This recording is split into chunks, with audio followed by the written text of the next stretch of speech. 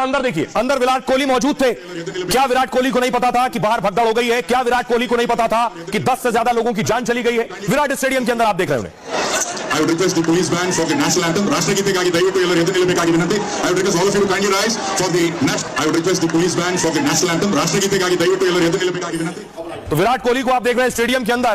विराट कोहली किस तरह से तालियां बजा रहे हैं, अगली तस्वीर में आपको दिखाऊं। विराट ताली बजा रहे थे और देखिए बाहर लोगों को सीपीआर दिया जा रहा था, लोग बेहोश हो गए थे, दम घुट गया था, लोगों की जानें जा रही थी।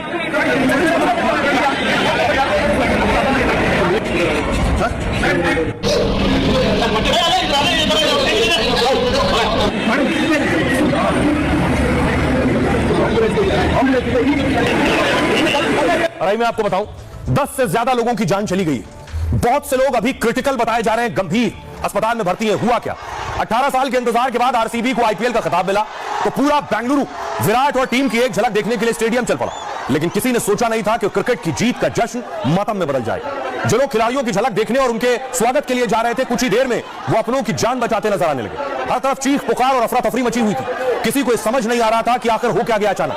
दरअसल आईपीएल जीतने के बाद आरसीबी की विक्ट्री परेड निकाली गई।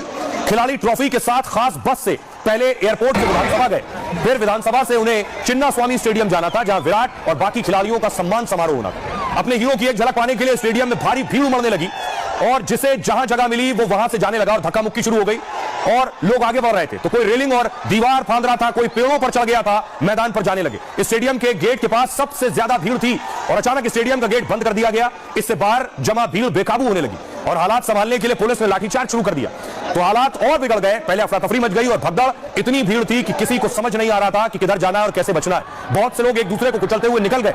खबर ही भगदड़ में एक गेट भी गिर गया और कई लोग उसमें दब गए। खबर यह आई जश्न में मची भगदड़ में अब तक 10 से ज्यादा लोगों की मौत की खबर है, 40 से ज्यादा लोग घायल बताए जा रहे हैं। पूरा देश जिस बेंगलुरु से जीत और जश्न का रंग देखने की उम्मीद कर रहा था, शाम होते होते वहां मातम और गम की तस्वीरें आने लगी।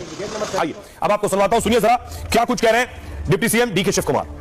We appeal to all of them to still to be calm. That is why we cut off a lot of programs for them. We didn't want to continue with the program. Only within 10 minutes with one round we just closed it. बताऊं कि deputy CM को आपने सुना, लेकिन इस भगदड़ के बाद क्या कुछ कह रहे हैं क्रिकेटर्स, क्या कुछ कह रहे हैं सियासतदान, ये देखिए जरा। हादसे में मारे गए लोगों के परिजनों के साथ मेरी संवेदनाएं हैं, प्रधानमंत्री नरेंद्र मोदी कह रहे हैं। घायलों की बेहतरी के लिए प्रार्थना करता हूं। मल्लिकार्जुन खड़गे कह रहे हैं मैं बेंगलुरु में हुए इस हादसे से हैरान हूं। कर्नाटक सरकार को तुरंत जरूरी कदम उठाने चाहिए। जीत का जश्न लोगों की जिंदगी की कीमत पर नहीं होना चाहिए। देख रहे हैं इधर जश्न हो रहा है और एक तस्वीर आपके सामने है।